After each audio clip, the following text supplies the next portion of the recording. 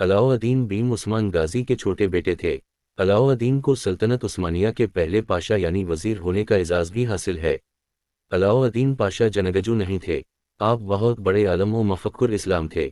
उस्मान गाजी के बाद जब जानशीनी पुरतशद्दुद खाना जंगी का बाइस बन सकता था, अलाउद्दीन पाशा ने अपने ओहदे को खुश उसलूबी से कबूल किया और दोनों भाइयों के दरमियान कोई झगड़ा नहीं हुआ।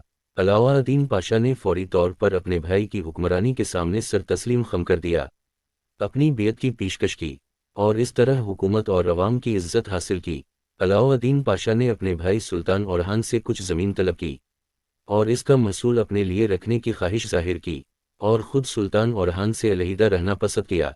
दरहकीकत ऐसा लगता है कि अलाउद्दीन एक आरामदा तर्ज ज़िंदगी से लतीफ़ अनदूज होते थे। इन दोनों भाइयों के दरमियान ताल्लुकात बहुत से दूसरे उस्मानी शहजादों के बरअक्स अपनी बकिया ज़िंदगी तक दोस्ताना रहे। रियासत के मामलात में अपनी तरबियत की वजह से ओरहान ने अलाउद्दीन से मशवरा तलब किया कि सल्तनत को तरतीब कैसे दिया जाए।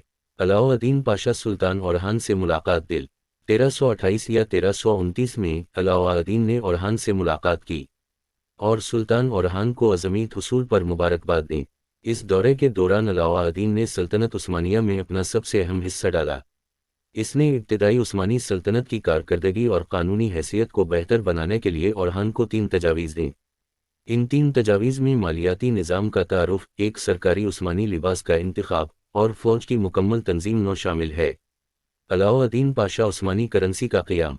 अलाउद्दीन पाशा ने 1328 और 1329 के दौरान सुल्तान ओरहान के नाम पर चांदी के सकूं पर महर लगवाई थी।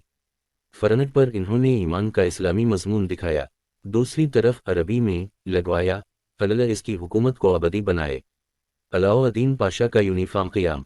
अलाउद्दीन पाशा ने बाकायदा आर्मी यूनिफॉर्म मुतारिफ़ करवाया, जो बहुत ही खूबसूरत लेकिन ज़्यादा मामूली लिबास का इंतखाब किया गया था, जबकि आम लोगों को जो चाहें पहनने की इजाज़त थी। सफ़ेद रंग की हमवार टोपी इंतहाई मज़ज़ अरबी मैक्सम की बुनियाद पर तजवीज़ की गई थी। बेहतरीन लिबास सफ़ेद है। इस तरह फ़ौजी और हुकूमती अहलकार क़यादत में अपनी कानूनी हैसियत को ज़ाहिर करने के काबिल हो गए। अलाउद्दीन पाशा आर्मी का क़याम। सुल्तान अलाउद्दीन पाशा ने बाकायदा फ़ौज कायम की। आखिरकार और शायद सबसे अहम बात, फ़ौज की तंजीम को मुकम्मल तौर पर तब्दील कर दिया गया।